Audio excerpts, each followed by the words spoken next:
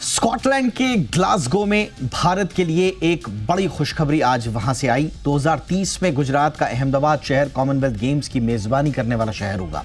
भारत के लिए CWG की ये मेजबानी इसलिए भी खास है क्योंकि 2030 में कॉमनवेल्थ गेम्स के 100 साल भी पूरे हो रहे हैं, तो ये बड़ा स्पेशल मौका है। वहीं 2 दशक बाद भारत में कॉमनवेल्थ गेम्स की वापसी हुई है। आप देखिए पहले रिपोर्ट, मैं लौट रहा हूं मेहमानों संग और समझेंगे कि कॉमनवेल्थ का गेम्स का भारत में आना हमारे लिए क्या कुछ मायने लेकर आ रहा है और इससे क्या हमारी 2036 के ओलंपिक्स की मेजबानी को और ताकत मिलेगी।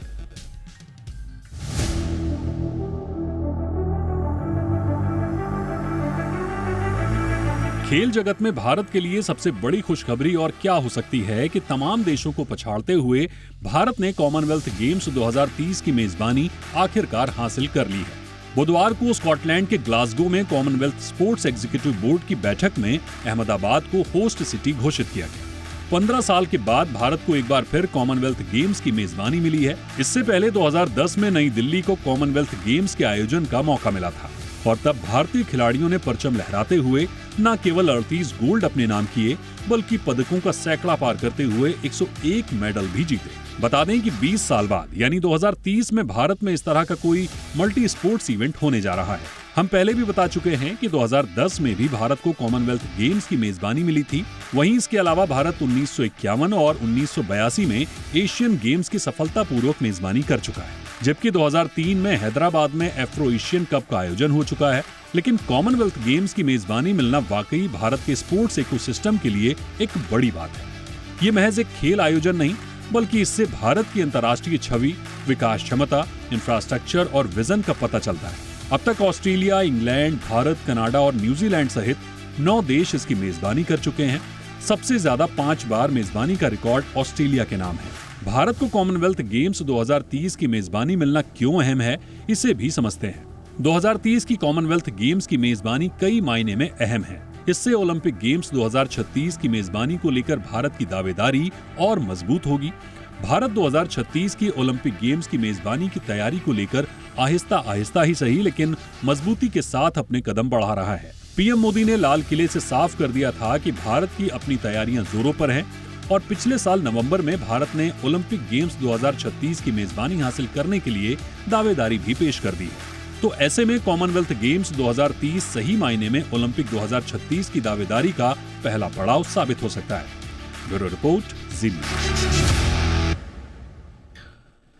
हमारे साथ खास मेहमान जुड़ चुके हैं। निनाद सेठ जी हमारे साथ जुड़ चुके हैं, जाने माने खेल पत्रकार। निनाद जी बहुत बहुत स्वागत है। हमारे साथ हैं शाहजी प्रभाकरन जी, पूर्व महासचिव ऑल इंडिया फुटबॉल फेडरेशन।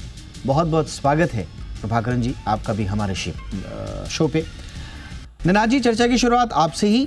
बड़ा मुबारक मौका है, बड़ा स्पेशल भी है। सेंचुरी संस्करण की मेज़बानी हमें मिली है। 1930 में CWG की शुरुआत हुई और 100वां संस्करण भारत में होगा।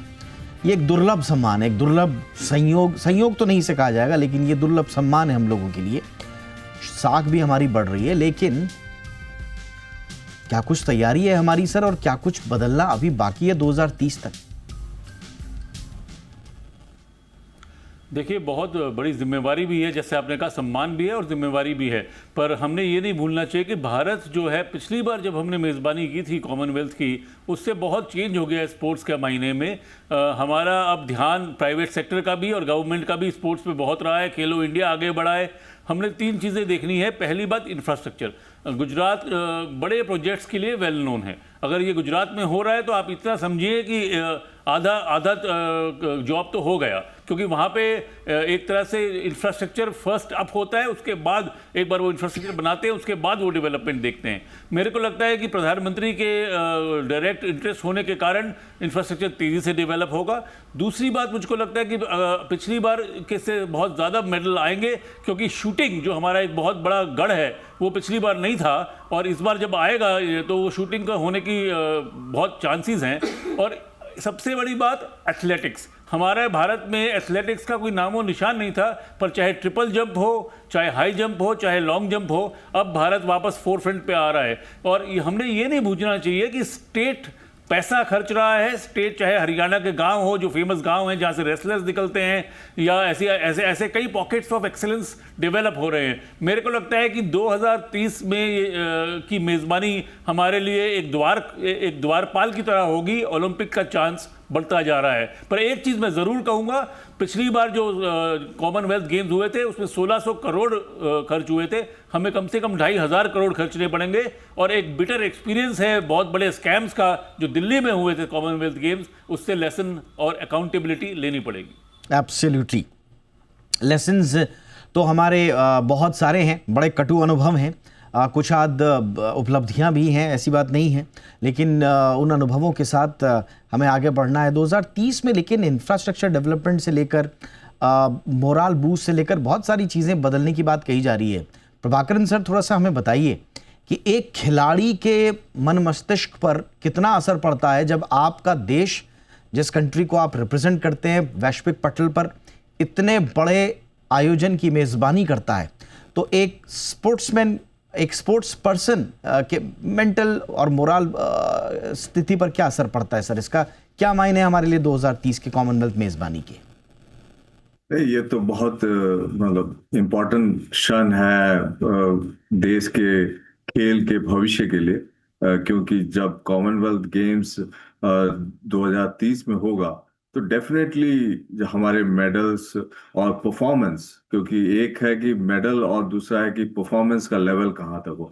और आपने जैसा बोला कि जो मनोबल है खिलाड़ियों का जब अपने घर पे खेलते हैं तो उनको पता है कि पूरा देश उनके लिए प्रेयर और उनको देख रहा है, और स्टेडियम में ज्यादा से ज्यादा भारतीय होंगे, और तब उनका जो प्रदर्शन होगा वो एक जो मेंटल प्रेशर है वो ज्यादातर खिलाड़ियों का पॉजिटिव ही रहेगा कि हमें अच्छा करना है और अच्छा करेंगे।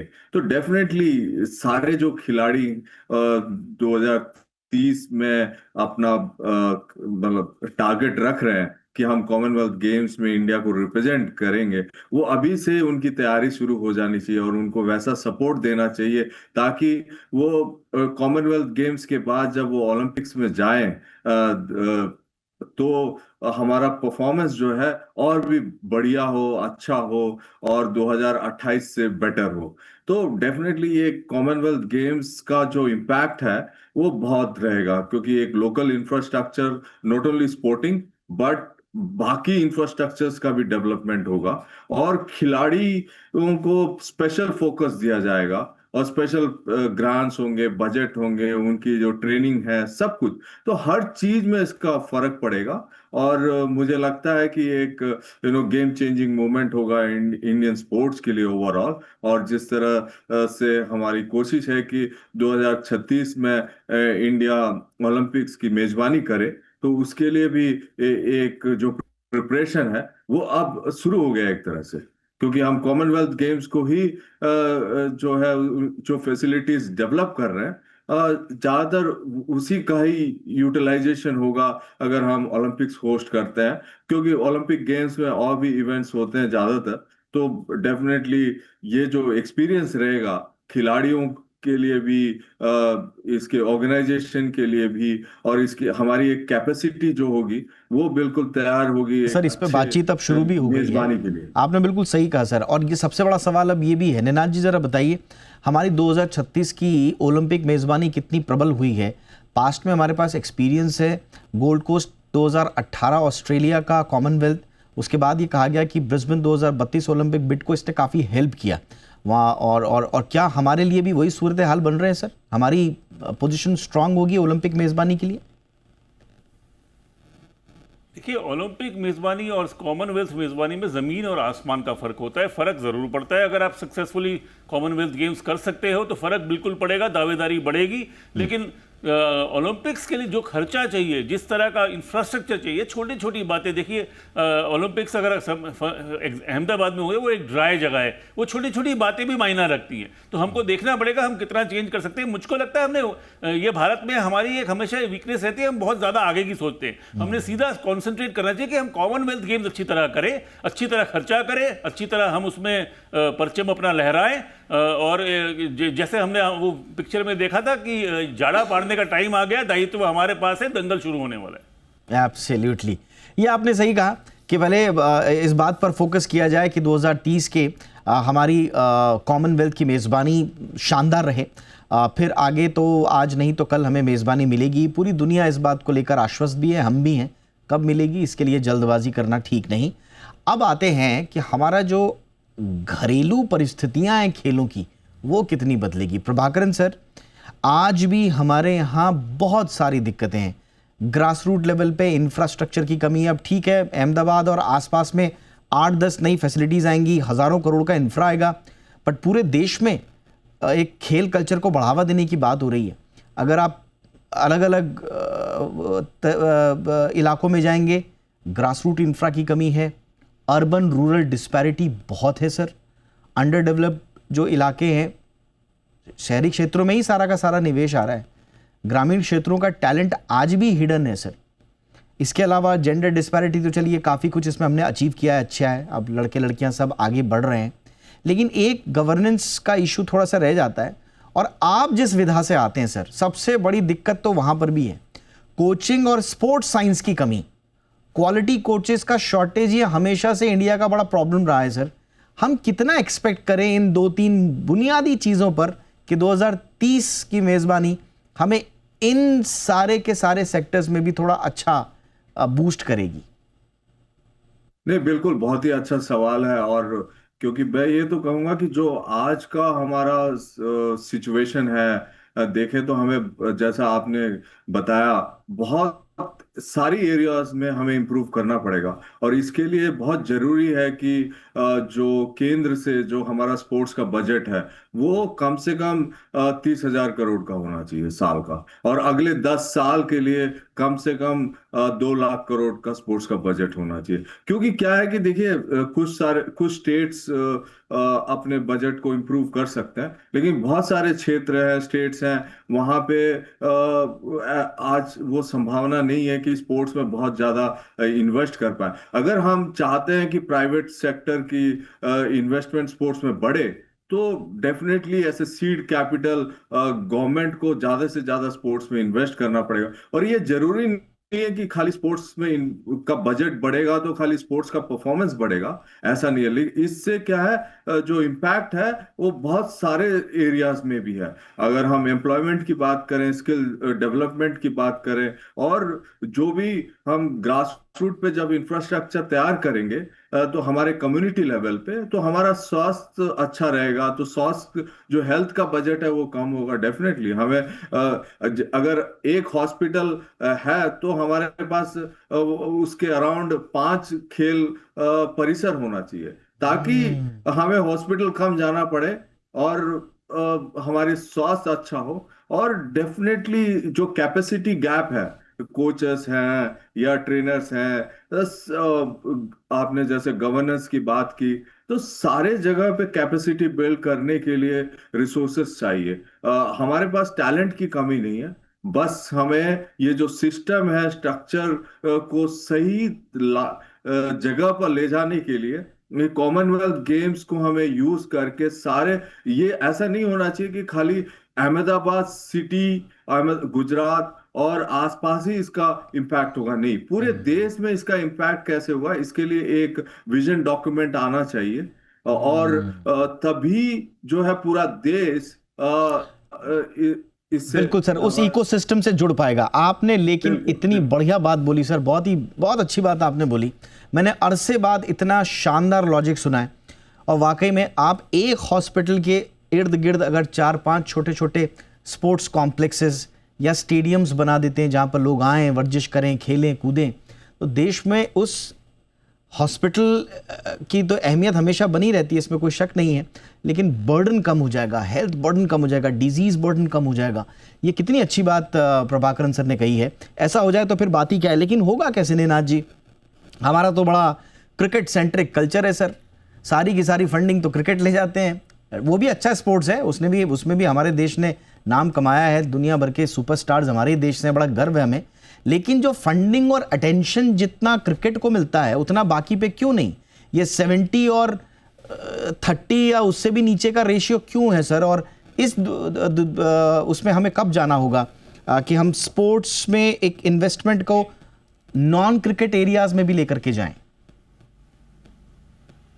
देखिए, पहली बात तो 90 और 10 का रेशियो है, 70 और 30 का नहीं। और 10 भी अभी पिछले कुछ सालों में गवर्नमेंट स्पेंडिंग से बढ़ा है। ये एक कल्चरल चीज़ है। जब भारत में एक बड़ी फेमस सेइंग है कि it's a Indian sport accidentally discovered by the British, तो वो तो एक कल्चरल चीज़ है, वो चेंज नहीं होने वाली। परंतु प्रश्न ये नहीं है, प्रश्न तीन चीज़ें हैं। पहली बात, क्या गवर्नमेंट इंडस्ट्रियल पॉलिसी जैसे हम निकालते हैं, जैसे हमने PLI निकाला है सेलफोन्स बनाने के लिए, उस तरह से टारगेटेड स्पेंडिंग अगर गवर्नमेंट करेगी तो उसका रिजल्ट निकलेगा। जैसे मैंने कहा, हम एथलेटिक्स में कुछ भी नहीं थे, पर हमने चोपड़ा को निकाला जेवलिन में, क्योंकि हमने 10-15 करोड़ स्पेसिफिकली खर्च किए और निकला। तो एक इंडस्ट्रियल पॉलिसी अप्रोच लेना पड़ेगा, पहली बात। दूसरी बात, आपने एक बड़ी इंपॉर्टेंट चीज बाहर रख ली, डाइट। भारत में जो प्रोटीन डाइट है वो मिसिंग है। उस डाइट के बिना आप वर्ल्ड कंपटीशन में नहीं जीत सकते। डाइट पे ध्यान देना पड़ेगा, उसके लिए एक सप्लीमेंट्री बजट मेरे ख्याल से चाहिए होगा। और तीसरी बात, स्पोर्टिंग कल्चर शुरू होता है स्कूल में, जब बच्चे जाते हैं। हमको ये परकोलेट करना पड़ेगा अपने टीचिंग करिकुलम में। तो ये सब चीजें देखिए, एक पिकनिक नहीं होता। चाइना, रशिया, अमेरिका जब ये जीते हैं, ऑस्ट्रेलिया, उसमें स्पोर्टिंग कल्चर बचपन से शुरू होता है। Correct. तो ये एक मल्टी प्रॉन्ग्ड अप्रोच लेना पड़ेगा। और ये हो सकता है, हमने पहले भी करके थोड़ा बहुत दिखाया है। मुझको लगता है कि जब प्राइम मिनिस्टर का खुद का पॉलिटिकल कैपिटल पीछे होता है तो ये सब चीजें हो सकती हैं। अब वो आपने बिल्कुल सारी बात का जो सार है अब वही आ जाएगा, बट वो कैसे होगा प्रभाकरन जी? बहुत संक्षेप में, अब जो सर कह रहे हैं, निनाद जी ने सारी बातों को एकदम समअप करते हुए कह दिया कि भाई आपका आइडेंटिफिकेशन, अब प्रॉब्लम ये है टैलेंट आइडेंटिफिकेशन और स्काउटिंग। हमारे देश में ये बहुत बड़े पेन पॉइंट रहे हैं सर। ढूंढे तो ढूंढे कैसे? सिस्टमैटिक स्काउटिंग नहीं है, टैलेंट हमेशा से अनडिस्कवर रहता है। ऐसा नहीं है कि टैलेंट नहीं है, बट वो अनडिस्कवर्ड है। और कोई अगर डिस्कवर हो भी गया तो उनमें से कितने लोगों को ट्रेनिंग मिल रही है? मैं एक मोटा मोटा आंकड़ा पढ़ रहा था, 1% से भी कम स्काउटिंग और आइडेंटिफिकेशन के बाद जो ट्रेनिंग दी जाती है उसका रेशियो 1% से भी कम है। तो ऐसे में तो हमें सर बिल्कुल ग्रास रूट लेवल से नई अप्रोच के साथ शुरू करना पड़ेगा। सर, आपको लगता है कॉमनवेल्थ की मेजबानी वो चीज दे पाएगी हमें? अब हम जरूर कोशिश कर सकते हैं, लेकिन हम अगले 5 साल में वहां तक नहीं पहुंच पाएंगे, क्योंकि बहुत डिस्पैरिटीज हैं। और हमें एक कॉमन विजन, कॉमन गोल और इंटीग्रेटेड अप्रोच होना बहुत जरूरी है, क्योंकि आज के दिन फेडरेशंस और जो क्लब्स हैं और बाकी संस्थाएं हैं और government, state government, panchayat, central, सभी को एकजुट होकर काम करना पड़ेगा। तब जाकर हम अगले 10 से 15 या 20 साल में वहां पहुंच पाएंगे। हम बहुत दूर हैं उस आइडियल परिस्थिति में पहुंचने के लिए, लेकिन हम जरूर उस चीज का जो फाउंडेशन है वो डाल सकते हैं, वो नींव डाल सकते हैं कॉमनवेल्थ गेम्स के द्वारा। एब्सोल्युटली, बिल्कुल। तो कुल मिला के काफ़ी कुछ बदलने जा रहा है कॉमनवेल्थ गेम्स की मेज़बानी। आप देखिए, अहमदाबाद गांधीनगर बेल्ट में ख़ास फोकस ज़रूर रहेगा, क्योंकि एग्जिस्टिंग वेन्यूज़ को भी वहीं पर ही अपग्रेड किया जा रहा है। कुछ नए सस्टेनेबल प्रोजेक्ट्स भी आएंगे। 2010 की दिल्ली की गलतियों को हमें दोबारा नहीं दोहराना है। ये सब चीज़ें होंगी, लेकिन यकीन मानिए 2030 में कॉमनवेल्थ आते आते, मेज़बानी हमारी शुरू होते होते, भारत में स्पोर्ट्स को लेकर काफ़ी कुछ चीज़ें बदलेंगी और इस पूरे इकोसिस्टम में नए लोगों को जगह मिले, नए टैलेंट्स को जगह मिले और खेल का जो पूरा का पूरा इकोसिस्टम है उसमें सुधार हो, ये हम उम्मीद ज़रूर कर सकते हैं। बहुत बहुत धन्यवाद आप दोनों का वक्त निकालने के लिए। Shahji Prabhakaran sir, thank you so much sir for your time. Ninad Seth sir, बहुत बहुत शुक्रिया सर वक्त के लिए आपके। ये थी हमारी दूसरी कवर स्टोरी।